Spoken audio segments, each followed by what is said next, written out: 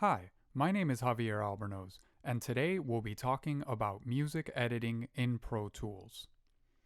Music editing refers to the editing of audio files that make up a musical composition. You can either work with a stereo 2-mix file or individual music stems or split audio files of the music work. Let's take a look at a Pro Tools session where we have several music stems that make up one single musical composition. Now, as you can see here in our edit window in Pro Tools, we already have a file open that has 6 individual tracks, and these are labeled according to the instrument or the role of the specific instrument that makes up that track. At the bottom, we also have our master channel track, and as you can see, it is output to our monitor path. All of the audio tracks are also being output to our stereo output monitor path. Now, if we switch over to our mix window, you'll see those same stems, the 6 audio files, plus our master channel. You can take a look and see the routing here. And you can see that they've already been mixed and levels adjusted individually for each track. If you look back at our edit window, we also have several groups, 2 groups that we've created. And we have one labeled volume and one labeled edit. So if we take a look and modify these groups, we can see that the group labeled volume is a mix group. So this one is to be able to move the level of all of our tracks at the same time by just selecting one, as you can see that happening here. I'll set it back to where we had it. And let's take a look at our other group, this group labeled edit. If we choose modify, we can see that this is a mix and edit group. So if I select that group, I will again be able to control all of our faders together. But not only that, I'll actually be able to go to our edit window and select all tracks at once. And we'll see why this can be very helpful when working with music editing. So as I mentioned, music editing can be just a stereo 2 mix where this one stereo file would have all of the data making up that composition. But in this case, we do have 6 tracks making up the composition as split audio files. So let's take a quick listen to some of it. This is a student composition for a capstone project at Magic.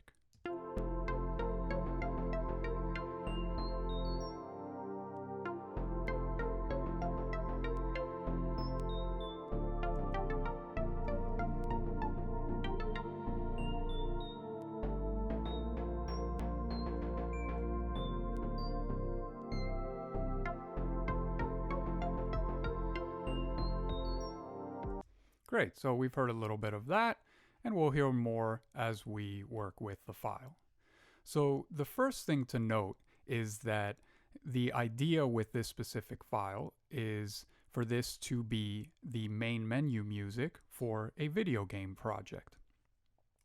So the task of the composer was to compose 2 minutes, which would then be later adjusted so that it can be looped. For example, if you were to leave the main menu on in the background, just running, the track would have to loop because the player could leave that main menu on for as long as they wanted to. So you can see here, if I select any of my stems, you can see that they are reaching the timeline at exactly 2 minutes. You can see up here in our transport window that the start and end, you're starting at 0, ending at 2 minutes, and the length of that file is 2 minutes. Now we'll take a look at this material that I have here, which is muted later on in the tutorial. So the first thing that you would need to do is make sure that we are starting our audio at the very start of the waveform of all the stems. Now this is where I'm going to be greatly aided by my group that I have called edit, which is going to allow me to select all files at once, because I want to make sure that these files always stay exactly in sync. So what we want to do is find the waveform of the stem that is starting right at the beginning of our timeline. And in this case, it's this instrument called plucker. Menu is referring to the title of the track, or the fact that it will be the main menu. So you can see here that it is lined up right at the start. And when we play our track back right from the beginning, we are getting sound immediately as we press play. Now that's very important in this case, because when we are creating a loop of this, or rather exporting the track so that it is loopable, it is very important that there is no silence at the beginning of the track, and also that it starts so that there will be no interruption in the timing when the track loops. So we do have that already lined up, but just as an example, when we receive the audio, if for example it was not lined up, it is just a matter of dragging it with our bracket tool. And again, because we have this group selected, we are moving all at once. Now, in this case, the composer was asked to export from exactly 0 on his timeline. So the benefit of that is that there is no need for us to go and edit and line it up, because the composer did so, and there is no silence at the beginning of his track. So that's great. That's very important. So what we're going to do now is we're going to take a look at how we would tempo sync the track, because let's say that we needed to cut a certain phrase or a certain section and repeat it, or cut the piece shorter. We would benefit greatly from actually having this tempo synced. So let's take a look here. Right now, our tempo is at 120 beats per minute. You can see up here below our timeline in our tempo bar. Now, if we click this drop down tab, we can expand this. And if we make any tempo changes, they will be reflected here. Now, the tempo of this track is steady for the entire track. So once we figure out what tempo this is, we can pretty much be confident that it will continue through the entire track. Now, it would be of great help to have the composer tell us what tempo he was working at, and that's usually very ideal. But let's go with the example of that we don't know and can't get that information immediately. So we need to quickly figure out the tempo of our track. So the first thing you need to do is create a click track so that we can hear the beats per minute that our session is set to. So we will go to track, create click track, and our track appeared here in between our stems. I'm just going to move it down here above our master track. Now, if we check out our mix window, we do get a volume fader for the click track here as well. And you see that there is a plugin as an insert where you can adjust settings such as subdivision and even the sound of the click. So we'll leave it at its default for now. And let's go ahead and hear the music along with our click. So you can clearly hear that the tempo of the music and the click track are definitely not matching. So our tempo right now is at the default of 120 beats per minute. So we know that sounds like it's way too fast for the tempo of this. So really, you do get quicker at this as you get experience with this. But the idea is just to give your best estimate and then line it up from there. So I would say that something like 90 beats per minute is closer to the tempo of this. And let's hear it now. Now you can hear that right off the bat in those first couple clicks, you can hear that it's close, but now our tempo is too slow. So let's again double click here and we'll speed it up to 95. Click OK, and let's hear it now.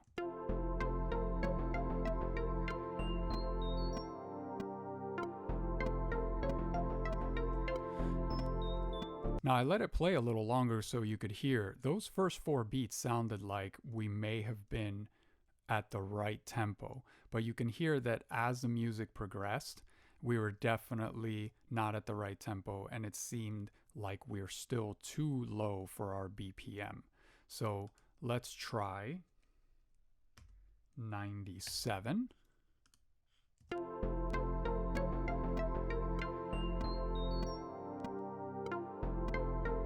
So you can hear, again, by the time that we got to a repetition of that phrase, that click was hitting before the downbeat of our music. So it looks like we're looking at something in between. Let's choose 96 and try that again.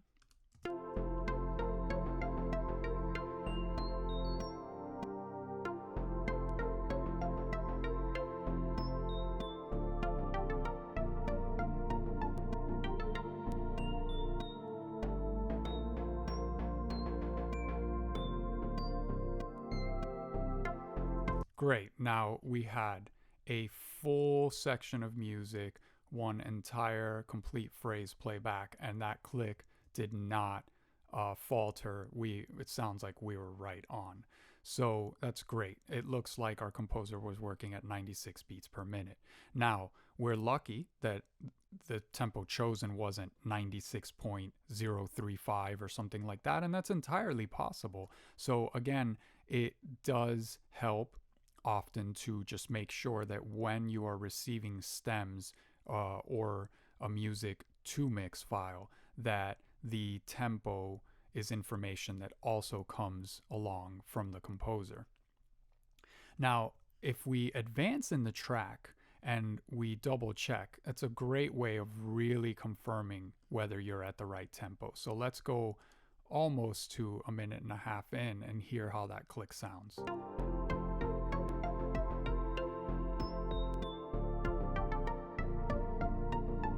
So you can hear that we're dead on, so we can confirm that it is 96 beats per minute. Now, let's go back and see what happens if you were to have to edit this music and repeat or cut phrases. Or in our case, we have to do that, but for the entire 2 minutes of the track. So for now, I'm going to get rid of this muted audio that I have here. And I'm going to, again, with my convenient edit group here selected where I can select all the music, I'm going to select everything. I'm going to change our transport, the value we're seeing here, to bars and beats, because now that we've lined up our BPM, our tempo, we know that we can work within bars and beats and we will have it synced up. So now I'm viewing it in bars and beats. You can see that the 1 here is bar 1, this is beat 1, and this is ticks. So I'm going to also change over here from slip to grid for our timeline.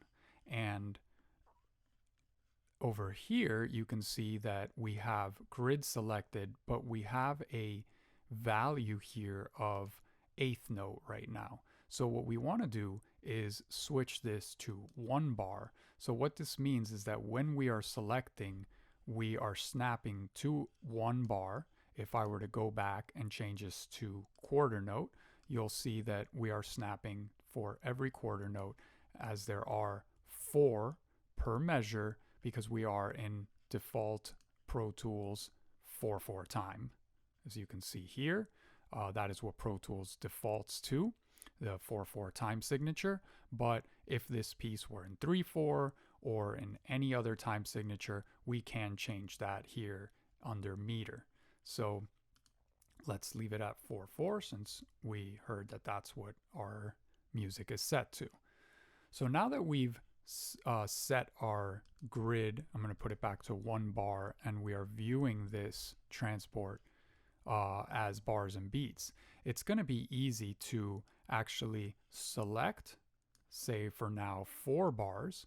We can go to our play here, and rather than just clicking play, if I right click and I choose loop, then we will get a looped playback. And if we select those 4 bars, at the end of those 4 bars, it will loop back. And this is also a great way to confirm that we have the right tempo, but it also shows you that if we were to make a cut here and repeat this, or just cut it entirely, we will be doing so at a spot that makes sense musically and will work with editing.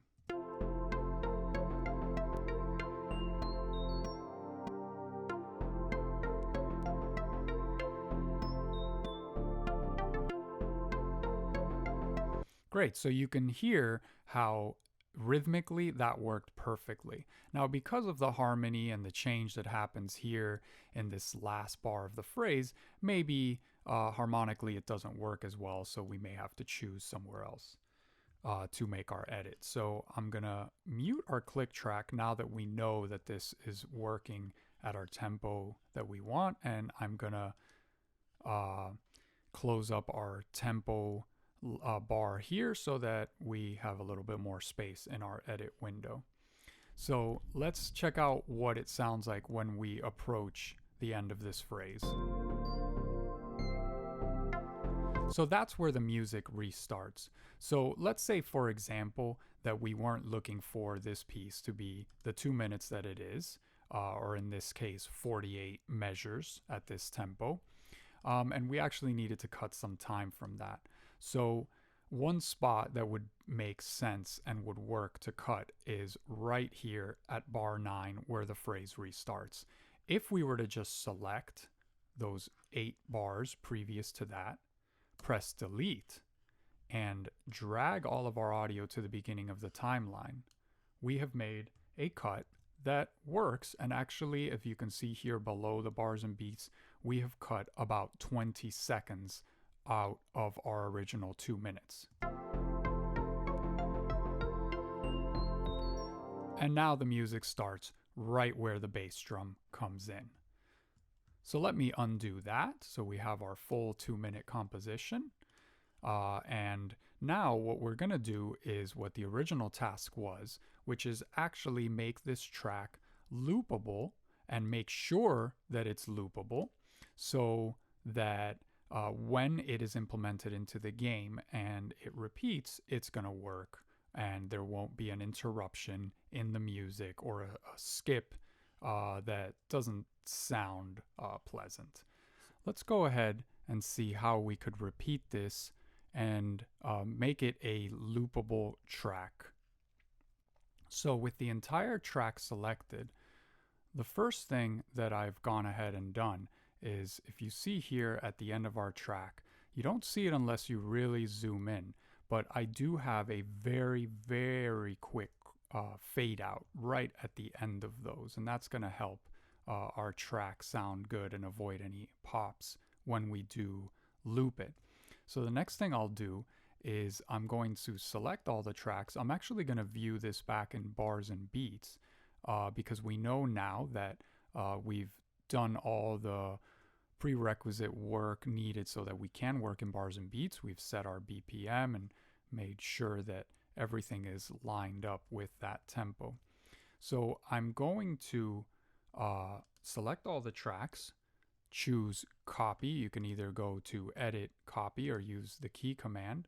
And I'm going to make sure that our cursor is on the start of this 49th bar, as you can see here, which is also happens to be the exact 2-minute mark.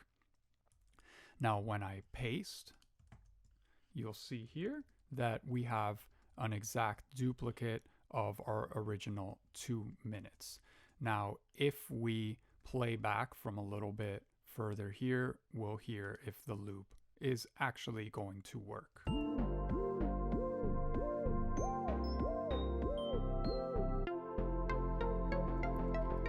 Great. So you can hear there how there is no skip in the timing, and that loop will work seamlessly. And you can, if we get rid of this extra material, you can continue to pace more, or you can actually choose the repeat function also under edit and choose the number of repeats. And if we were to need to export, say, a 12-minute version of this already looped, that is a quick way to do it. But in this case, this was more just to test that our loop was going to work, because we are going to actually deliver these files as just a 2-minute audio file that is then loopable. So that's a quick introduction into music editing in Pro Tools.